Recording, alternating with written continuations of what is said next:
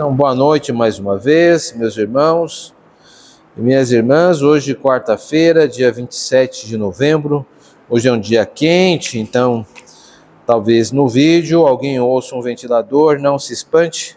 Nós devemos estar aqui a uns 40 graus, embora não seja o Rio de Janeiro. Nós vamos continuar estudando a nossa teologia da pregação.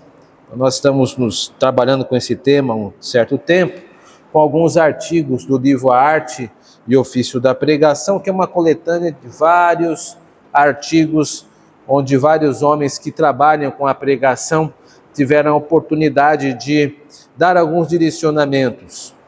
A pregação, ela ocupa pelo menos 1/3 do culto solene que nós prestamos todo domingo. Então é importante que tenhamos uma clareza de como tirar o maior proveito dela. Hoje nós vamos ver alguns perigos. Quanto mais aguçado o auditório é para perceber a argumentação do pregador, mais ajuda o próprio pregador a não subestimar o auditório, a perceber que as pessoas estão acompanhando. Todos ganham com pessoas mais aguçadas. A ideia é que hoje nós consigamos sair mais aguçados por meio desse estudo. Então vamos começar com alguns parágrafos retirados do capítulo 59. Depois, se alguém quiser o PDF do livro todo, a gente pode estar falando sobre isso no final do estudo. Então, o título é Extraindo Ouro do Texto, né? Como você tira proveito das riquezas inesgotáveis das Escrituras em sua pregação, sem parecer um comentário bíblico, né? John Cosler é o provocador desta noite. Ele vai chamar de alguns problemas de comunicação na pregação de impostores que tentam barrar um sermão orientado pelo texto. Então vamos acompanhar aqui, são 2 parágrafos muito breves aqui. Vários impostores podem atrapalhar as Escrituras como força motriz do sermão. Força motriz é a ideia daquilo que movimenta o sermão. O primeiro impostor é usar o texto apenas como um trampolim para o resto da mensagem, no qual você começa com o texto e depois ele desaparece da mensagem. Eu ouvi um sermão há alguns anos em que o pregador começou a ler Romanos 6, mas a seguir ele fechou sua Bíblia e colocou embaixo do púlpito. Isso foi a última coisa que ouvimos do que o texto realmente dizia. Nesse caso, as Escrituras eram ornamentais. Não tinham um papel significativo na mensagem.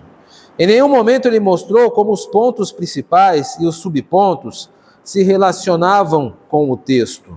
A leitura do texto deu a impressão de que ele pregaria a partir da Bíblia, mas quando você ouvia o que ele dizia, isso não vinha dela. Meus irmãos e irmãs, esse aqui é um grande desafio e é importante prestarmos atenção no que ele está falando. Isso me lembra uma história do seminário. Lá no seminário presbiteriano JMC, nós temos exercício de homilética. Então, toda sexta-feira se reúne a congregação, é assim que chama-se o conjunto dos seminaristas, e toda sexta-feira alguém prega. Prega formalmente. Geralmente são os ultimanistas. E eu me lembro bem de algumas pregações, depois que a pessoa pregava, até convidava a igreja. O seminarista podia convidar a igreja para ir. Aí, depois de ouvir o sermão, a igreja tinha que ir embora, só ficavam os seminaristas e os professores. Então aí que a situação ficava mais tensa, né? Uma vez um professor, certa vez, disse assim: olha, ainda bem que você leu o texto, porque da sua pregação só salvou o texto. Ou seja, ele não fez um bom trabalho. Parece ser duro. Primeiro momento que eu vi isso, fiquei chocado, confesso. Mas depois de 5 anos no seminário, eu percebi que os meus colegas realmente tinham abusado da paciência do meu professor e que é possível fazer um bom sermão em 5 anos. Senão, não adianta nem fazer o seminário. Ou seja, aquelas pessoas que foram reprovadas, eu me lembro que o semestre todo eu vi inúmeras pessoas sendo reprovadas. Era um ingresso, né? Então isso me assustou, mas só para mostrar a seriedade, ou seja, que não era qualquer um que era formado lá. A questão é que maior percentagem de reprovados no seminário geralmente eram pessoas que não eram fiéis ao texto. Veja, meus irmãos e irmãs, se um orador for um orador competente, ele consegue falar bem. O que é falar bem? Às vezes falar bem é cativar sentimentos ou despertá-los. Falar bem pode ser conduzir com uma argumentação eloquente. Existem pessoas que são eloquentes, que conseguem lhe convencer bem. Existem várias qualidades de oradores. E às vezes esses próprios valores do orador podem enganá-los ou nos enganar em relação ao texto. A pessoa pode falar bem, ainda bem que fala bem, mas para nós, quanto igreja, mais importante que a pessoa falar bem é ela pregar o texto bíblico. Então, às vezes, isso passa despercebido. E não pode. Nós precisamos estar atentos a examinar o que a pregação irá trazer sobre o texto ao qual foi lido. Já vi também isso acontecer, onde um pregador lê o texto, depois nunca mais volta no texto. Ou seja, só leu. Aí depois começa a falar das histórias da vida. Meus irmãos e irmãs, se alguém começa com histórias da vida, toma cuidado, porque isso não é sinal de bom sermão. Eu sei que uma vez ou outra eu pinço alguma coisa, mas coloco lá no meio do sermão e olha lá, porque o pregador ele não pode falar de si só, ele tem que falar do texto. E a tentação é muito grande, ainda mais quanto mais velho o pregador vai ficando, mais ele acredita que tem histórias para contar e mais ele acredita que o auditório está disponível a ouvi-lo. Como a gente não pode sair correndo, porque fica feio, então a gente resolve por educação. Mas é a verdade. Então, é preciso ter a clareza de que se o pregador está indo, se ele está sendo cuidadoso com o texto, às vezes ele não é uma pessoa com uma oratória muito poderosa, mas ele está sendo sério, ele está apresentando o texto, fez um bom trabalho, conseguiu coletar informações pertinentes sobre o texto, explicou o texto e está aplicando o texto de acordo com o texto. Eu já vi pessoas sérias sendo reprovadas às vezes pelo auditório. Fala, eu não gostei da pregação, achei a pregação fria. Mas o que é fria, né? A pessoa explicou, fez um bom trabalho, dedicou-se. Não, mas eu queria chorar. Não, então você não quer uma pregação, você quer um teatro. O que você pode ter é ir no Credit Card Hall, ou mesmo em algumas casas de teatro de São Paulo, e lá você vai se emocionar. Mas na igreja nós não vamos nos emocionar, nós vamos para ser edificados, consolados e exortados. Às vezes a boa pregação é quando você sai lá triste, porque você foi confrontado com seus pecados, e você fala, bom, realmente eu preciso mudar. Essa foi uma boa pregação, produziu um bom resultado, transformação de vida. Então é preciso tomar cuidado. Agora, falando honestamente, está se instalando um mercado eclesiástico onde pregadores surfam nas suas qualidades de oratória, e às vezes isso não é preferível. Mas sabe-se que fulano vem, então enche a igreja, porque não vão para ouvir a palavra pregada, vão ouvir fulano, né? Que lá tem as suas virtudes, não estou dizendo que não tenha, mas a gente precisa tomar cuidado com essas coisas. É o que ele está falando. Então, quando alguém for pregar, não somente eu, mas porque não só sou eu que prego, aqui na igreja outros pregam, observa, se a pessoa está sendo fiel ao texto, ou o texto que foi lido é pretexto para falar de outra coisa. É o que ele está falando, esse é um problema, é um impostor que tenta barrar o sermão. Há um segundo aqui. Outro impostor é o tipo de sermão que eu às vezes ouço em um contexto de cultos voltados para o que estão à busca de religião. Esse sermão passa grande parte do tempo estabelecendo uma base comum com o ouvinte, o que evidentemente é necessário, mas talvez por causa da grande preocupação de como a plateia reagirá, o pregador nem mesmo usa a Bíblia. Ele é bíblico no sentido de que o que é dito está em harmonia com a verdade bíblica, mas não há conteúdo bíblico explícito no sermão. Isso não é um sermão, isso é um discurso motivacional e não tem lugar na igreja. Não deixe a autoridade do sermão clara. A autoridade se torna as experiências descritas na mensagem ou a personalidade do pregador. o ethos. Tudo isso é importante, mas como pregador, minha autoridade e meu poder estão na palavra, não estão na minha capacidade de persuasão ou na inteligência das histórias que uso. Quando você remove a Bíblia do sermão, não há mais sermão, é qualquer outra coisa. Por exemplo, ele está fazendo referência àquele tipo de pregação assim. Vou dar um exemplo aqui, uma caricatura, tá? Eu sei que você veio aqui essa noite para ouvir Deus falar com você. Eu quero dizer uma coisa. Deus está aqui.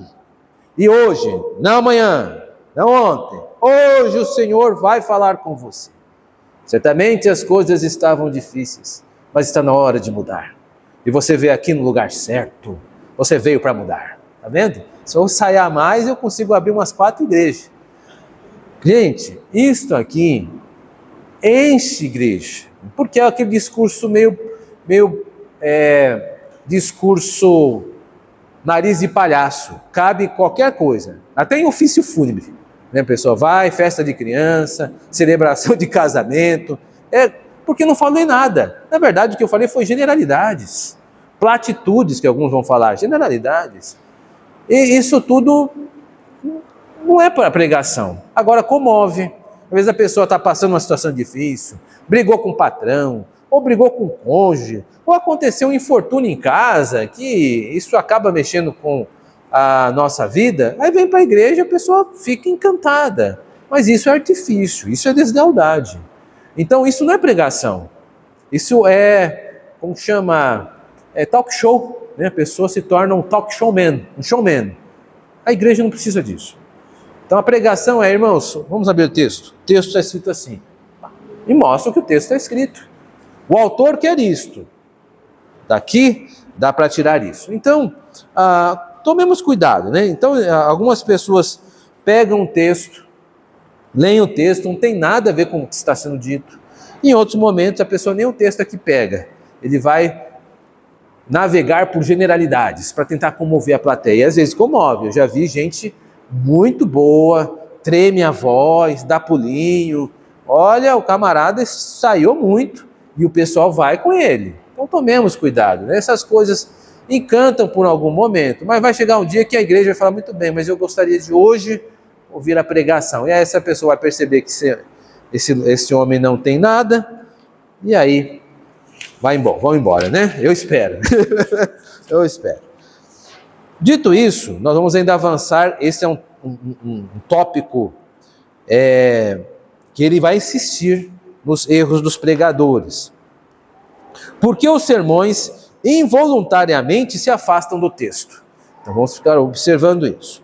Ninguém que eu conheço se propõe a preparar e pregar um sermão que seja desconectado do texto. Desconfio que, se você perguntar a pregadores, em qualquer domingo, o que estão pregando, eles responderão que estão pregando a palavra de Deus. Mas há vários fatores que inadvertidamente podem nos afastar do texto. Então vamos ver quais são alguns fatores que o nosso querido John Wesley está enumerando. Primeiro, um dos mais comuns é que somos movidos pela aplicação. É importante que eu seja relevante para a minha plateia. Assim, passo bastante tempo pensando sobre a plateia e suas situações de vida. Mas, quanto mais me dirijo para a plateia e quanto mais me afasto das situações de vida a que o texto explicitamente se dirige, maior é a tentação de eu me desconectar do texto. Um padrão comum na pregação expositiva é começar com o texto e falar sobre o que o texto diz, prover um tipo de comentário para a plateia. Nós falamos a respeito da gramática, da sintaxe e talvez do contexto cultural. Então, vamos para a aplicação. Mas, com frequência, quando chegamos à aplicação, esquecemos o texto. O perigo é que quanto mais eu me afasto do texto, mais provavelmente forçarei uma aplicação que seja inconsistente com o que o texto diz. Além disso, há um perigo grande quando estamos demasiadamente familiarizados com o texto, a ponto de tomarmos por certo que já sabemos o que o texto significa e que implicações ele tem para a plateia, mas depois posso não fazer o trabalho da exegese. Exegese é quando estudamos a ideia do texto original. Porque penso que já sei o que ele diz. A forma em que trata o texto se torna clichê e não se aprofunda no texto. Então, veja só, são na verdade alguns problemas. Ele cita aqui o desejo da aplicação. Por quê? Por que ele está dizendo aplicação? Quem está organizando esse texto é o Randall Robson. O Randall Robson ele tem um método que, inclusive, isso é utilizado nos sermões presbiterianos também,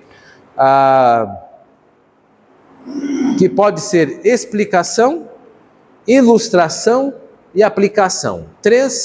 O sermão em 3 pilastras. Então, muitos pregadores vão caminhar com este método.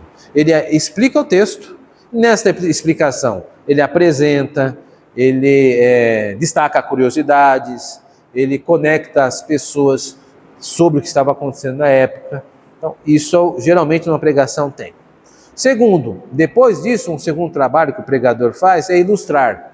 Então, por que ele conta histórias? A história, ela tem um papel de ser uma janela num prédio. Então, quando tem um prédio, precisa ter janela para trazer iluminação. Se você enche o sermão de histórias, de ilustração, é que nem um prédio só tem janela. Fica esquisito, não fica? Fica frágil, a estrutura não é disso. Ou seja, as janelas ou as ilustrações, elas devem jogar luz para o sermão, e aí está de bom tamanho. Se a ilustração chama mais atenção que o sermão, é que o pregador pesou a mão na história. E o terceiro é a aplicação. É a grande pergunta, e daí? Ou seja, eu peguei o texto, estudei o texto, expliquei o texto, e aí a igreja fica, bom, e daí? Tá bom, o que isso vai me ajudar enquanto pai, enquanto marido, enquanto amigo, enquanto empregado, enquanto funcionário? E aí o pregador tem que fazer. Então ele está se dirigindo a esses 3 tópicos. E ele está dizendo que muitos pregadores, eles já correm para a aplicação. Eles vão aplicar sem ter explicado. E a aplicação é, na verdade, o grande gap, o grande salto da pregação. Porque note, quando eu estou explicando, eu ainda estou no texto. Quando eu estou ilustrando, eu ainda estou no texto. Veja, Paulo disse isso, por que disso? É como tal coisa, eu ainda estou com Paulo. Quando eu aplico, é a parte mais difícil do sermão, porque é aí que eu apresento a teologia da pregação, a interpretação do sermão em ato. É a parte mais difícil, porque eu estou mostrando pela prática aquilo que nós vimos em teoria. O grande erro de muitos pregadores está aí, é essa desconexão. Então, ele está dizendo que isso de fato pode acontecer, como ele interpreta para a vida a mensagem. Então, se vocês querem ver um grande pregador, devem observar a sua explicação, as suas ilustrações devem comover e cativar, mas a estatura do pregador está na interpretação, na aplicação da vida, né? Onde ele aplica. Se necessário for, né? Eu vou explicar mais sobre isso. E aí que a segunda questão que ele coloca, ainda que ele disse que era só um dos erros, dos usos mais comuns da aplicação, mas quando o pregador está familiarizado com o texto e começa a criar, ele não estuda o texto, ele vai para as coisas gerais do texto. Então isso pode acontecer. Por exemplo, tem vários textos que às vezes enganam a gente. Numa primeira leitura é uma coisa, numa segunda leitura é outra. Se eu não examinar bem, eu posso cair no erro. Vamos falar do Salmo 23. Um salmo que é muito conhecido. E por ser conhecido, ele é mais desafiador, porque eu estou muito familiarizado com ele. Então eu preciso olhar com mais calma e fazer o que a antropologia diz quando vai estudar outras culturas. Ela é estranhar o texto, é dar 2 passos para trás e agir como se eu nunca tivesse visto esse texto. Esse é o grande desafio. Porque o Salmo 23 a gente vê até em pano de prato, não é mesmo? A gente tem lá, Salmo, Senhor é meu pastor, é bordado, placa de caminhão, tem um monte de coisa com o Salmo 23. Então é fácil a gente deduzir que conhecemos. E o pregador, se não estudar, ele não vai conseguir levar de fato o que o texto está dizendo, porque ele está induzido pela familiaridade com o texto. Então, esse é um grande erro.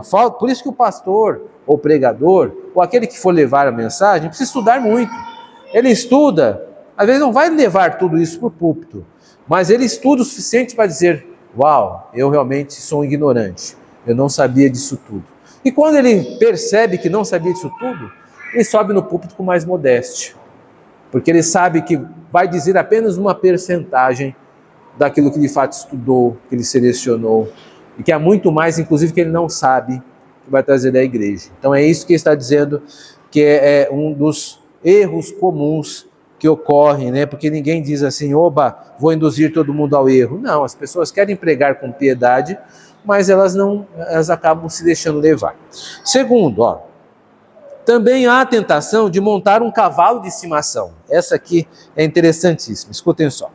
Às vezes há uma questão na vida da igreja que queremos tratar. Isso é apropriado. É parte do meu papel como pregador. É a responsabilidade profética de me concentrar em questões da igreja e dizer coisas que as pessoas não querem ouvir.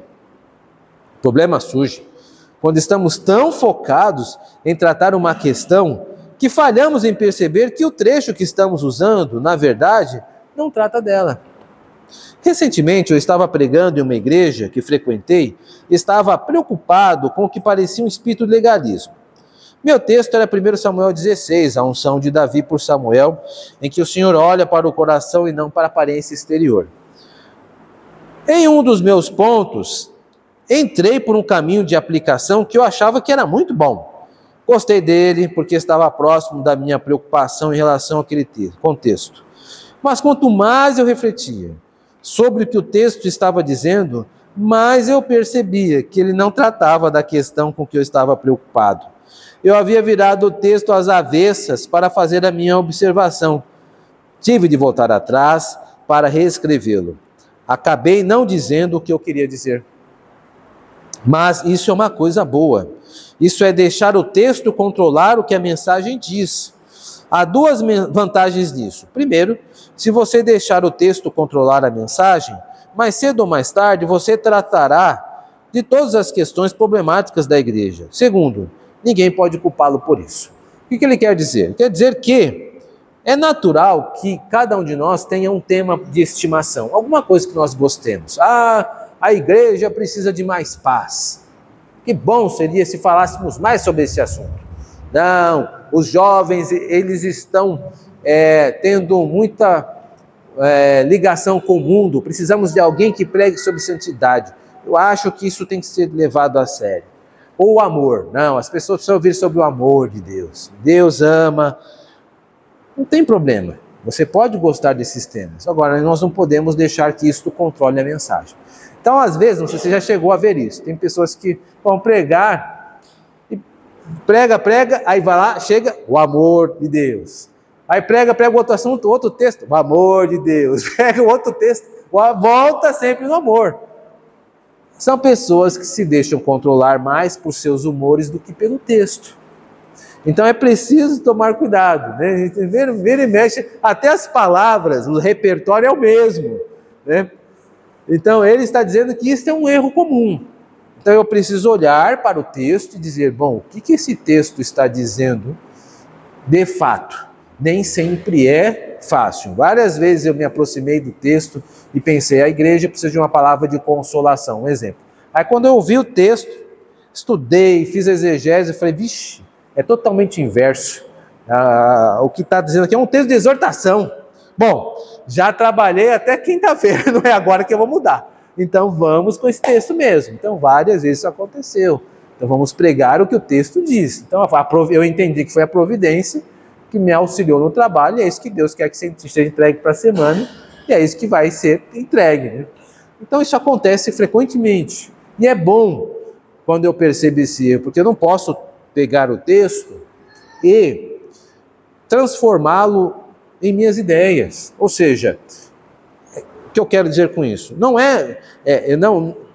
Quem irá pregar sou eu, Ricardo. Mas de uma maneira em que eu vou ser honesto com o texto.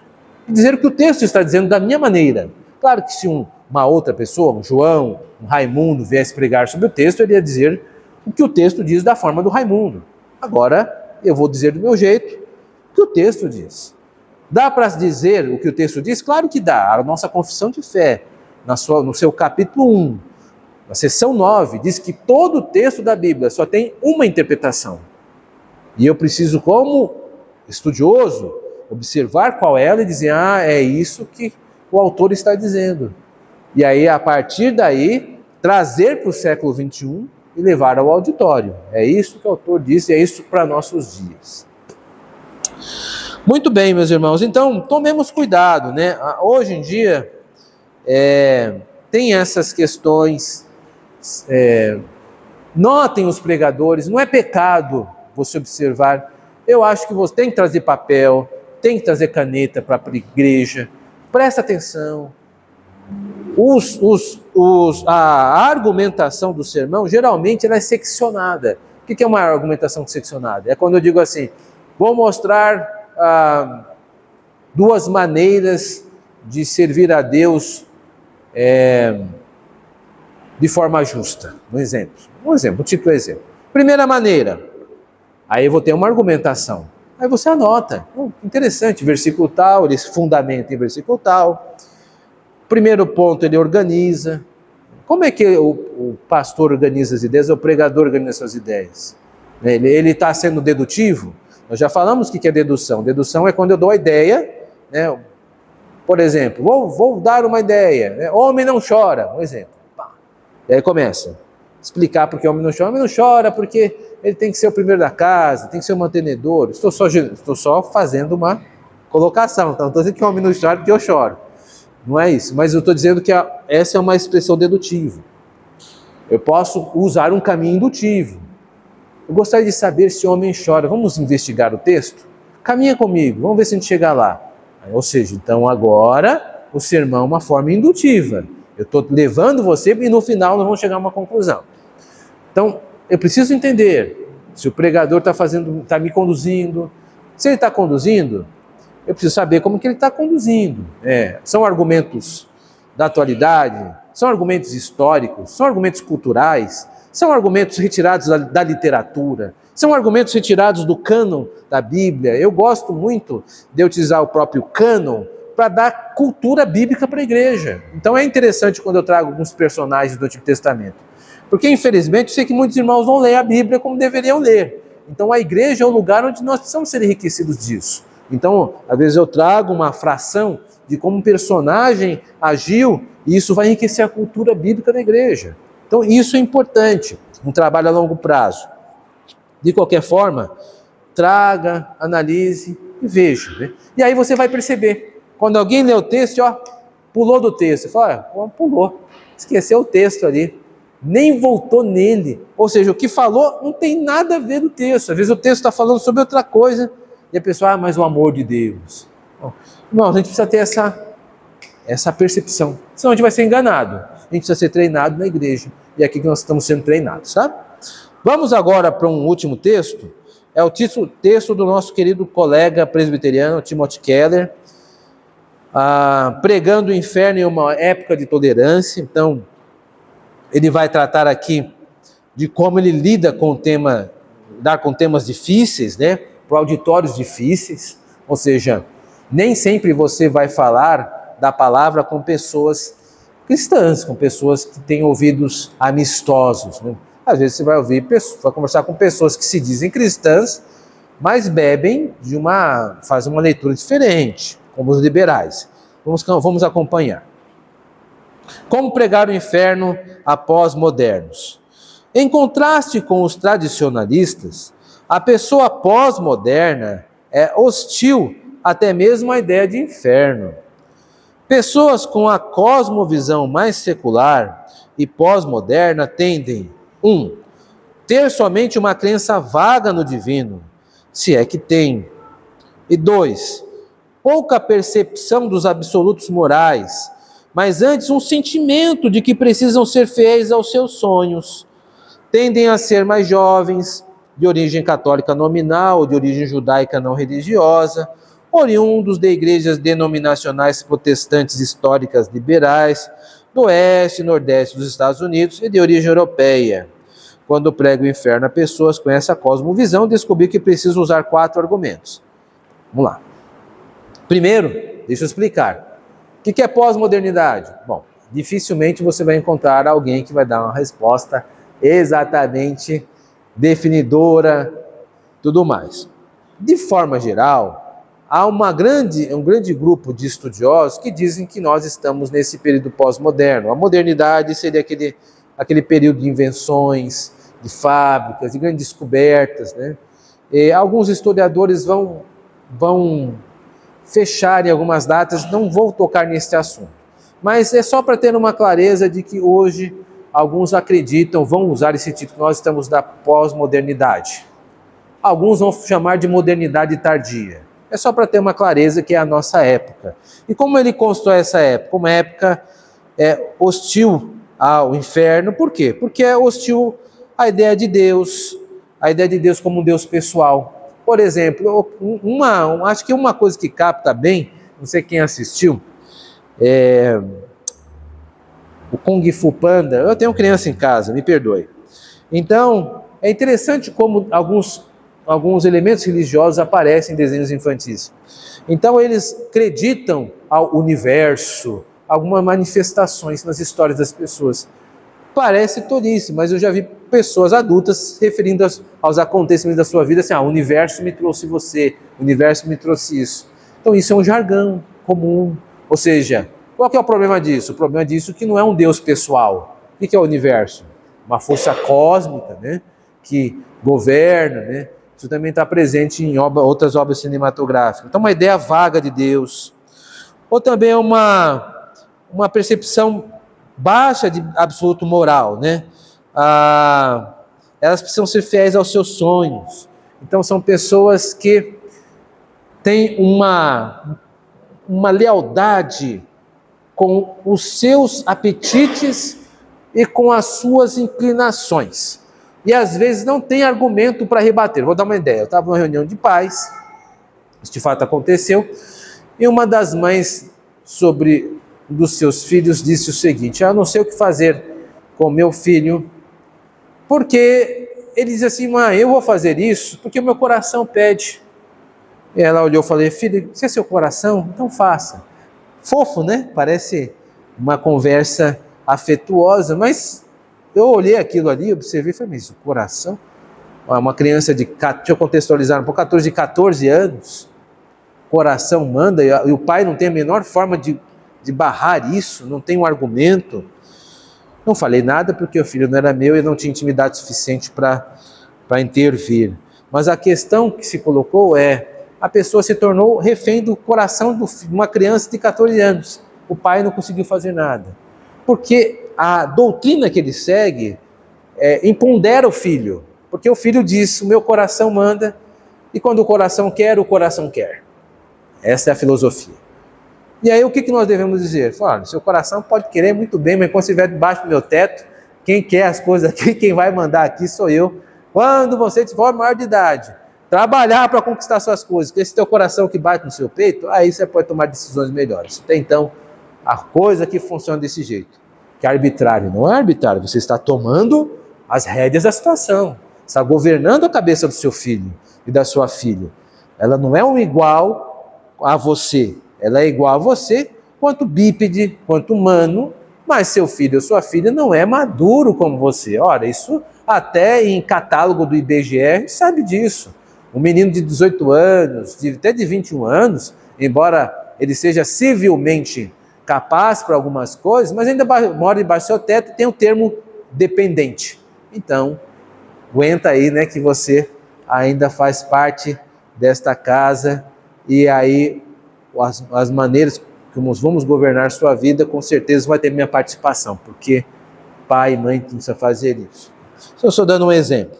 Então, a nossa sociedade vive isso. E aí ele vai dizer que essa sociedade pós-moderna, com essa forma de ver a vida mais secular, ela tem uma forma de pensar o inferno. E o Tim Keller, ele vai levantar 4 argumentos. Eu fiz uma seleção, não vou apresentar os 4 argumentos, eu acho que o argumento principal é esse, primeiro e o melhor. Se você duvida, tem todo direito, procure ler o livro, e depois a gente pode debater sobre esse assunto, mas o 1 é realmente o principal argumento. Diz assim: o pecado é a escravidão. Não defina o pecado simplesmente como a violação de regras, mas também como tornar algo além de Deus o meu valor definitivo. Essas coisas boas que se tornam deuses perseguem-nos implacavelmente, escravizando-nos mental e espiritualmente, até mesmo para o inferno eterno, se permitirmos. Digo, você na verdade está tentando ser religioso, embora você mesmo não o perceba. Você está tentando encontrar a salvação por meio da adoração de coisas que acabam controlando você de forma destrutiva. A escravidão é o pavor da pessoa que adora por escolha. Que coisa mais conflituosa, né? Ele vai ser mais claro aqui. O retrato que C.S. Lewis faz do inferno são importantes para pessoas pós-modernas. Em O Grande Abismo, Lewis descreve, um ônibus cheio de pessoas do inferno que vêm às cercanias do céu. Ali são instadas a deixar para trás os pecados que as fizeram cair na armadilha do inferno. As descrições que Lewis faz das pessoas no inferno são tão marcantes porque reconhecemos a negação e o auto-engano da dependência química. Quando viciados em álcool, somos miseráveis, mas culpamos os outros e temos pena de nós mesmos. Não assumimos a responsabilidade pelo nosso comportamento, nem vemos a raiz do nosso problema. Lewis escreve: o inferno começa com uma atitude de murmuração, e você mesmo ainda se mantém distinto dela, talvez até criticando-a. Você pode se arrepender e sair disso de novo, mas pode vir um dia em que você não mais conseguirá fazê-lo. E aí não sobrará nada de você para criticar a atitude, nem mesmo para desfrutá-la, mas só a própria murmuração, que não para nunca, como uma máquina. Pessoas modernas têm dificuldade com a ideia de Deus desenvolver castigos para infligir às pessoas desobedientes. Quando o pecado é visto como escravidão e o inferno como a região dos vagabundos do universo habitado eternamente pelos que o escolheram, o inferno se torna muito mais compreensivo. Aqui está um exemplo de um sermão recente de como tento explicar isso. Primeiro, o pecado nos separa da presença de Deus, Isaías 59, verso 2, que é a fonte de toda alegria. Salmo 16, 11, amor, sabedoria, coisa boa de qualquer tipo. Tiago 1, 17. Em segundo lugar, para entendermos o inferno, precisamos entender o pecado como escravidão. Romanos 1, 21 a 25. Nos conta que fomos feitos para viver para Deus da melhor maneira possível, mas em vez disso vivemos para o amor, trabalho, a realização ou a moralidade para nos dar sentido e valor. Assim, todas as pessoas religiosas ou não estão adorando alguma coisa, ídolos, pseudo-salvadores, para obterem o seu valor. Mas essas coisas nos escravizam com culpa, se não as obtemos, ou raiva, se alguém nos impede de obtê-las, ou medo, se são ameaçadas, ou compulsividade, visto que precisamos obtê-las. Culpa, raiva, medo são como fogo que nos destrói. Pecar é adorar qualquer coisa além de Jesus. E o salário do pecado é escravidão. Talvez o maior paradoxo de todos seja que as pessoas do ônibus do inferno, de que fala Lewis, sejam escravas porque livremente fizeram essa escolha. Preferiram ter a sua liberdade, como elas a definem, a salvação.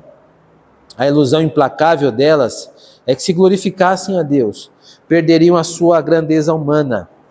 Mas, na verdade, a sua escolha arruinou a sua grandeza humana. O inferno é, como diz Lewis, o maior monumento à liberdade humana. Fantástico texto de Timothy Keller. Timothy Keller é um excelente escritor. Bom, o que ele está trazendo aqui para nós? Meus irmãos, nós vimos então a questão do pós-modernismo, e aqui nessa questão do pecado, né, que ele vai agora falar sobre a escravidão do pecado, ele vai tocar no assunto de que nem sempre as pessoas estão conscientes do seu pecado. Então, a ilustração, a analogia que ele utiliza mais vívida é com uma pessoa alcoólatra. Você já conversou com alguém alcoólatra? Ou já tem alguém próximo alcoólatra? Eu já tive familiares, é sempre difícil. É porque a pessoa, todo mundo é ruim, menos a própria pessoa. Mesmo assim ela se flagela, se culpa, é algo muito contraditório.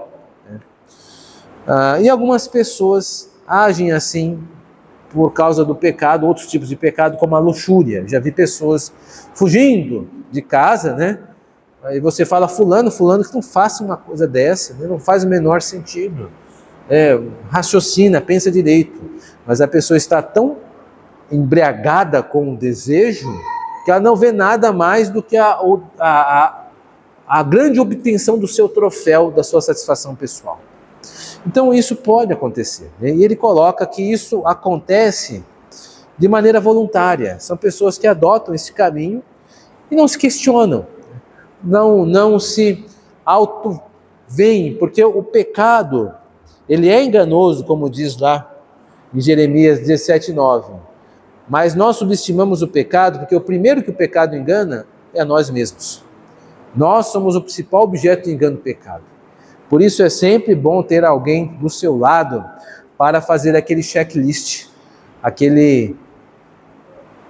leitura amigável. Fulano, como é que eu estou indo? Olha, essa semana você forçou a amizade aqui nessa situação, mas se saiu bem. Parece que não, mas essa mentoria nos ajuda a ter uma vida mais saneada. Muitos homens, grandes homens pecaram, meus irmãos, e ainda vão pecar.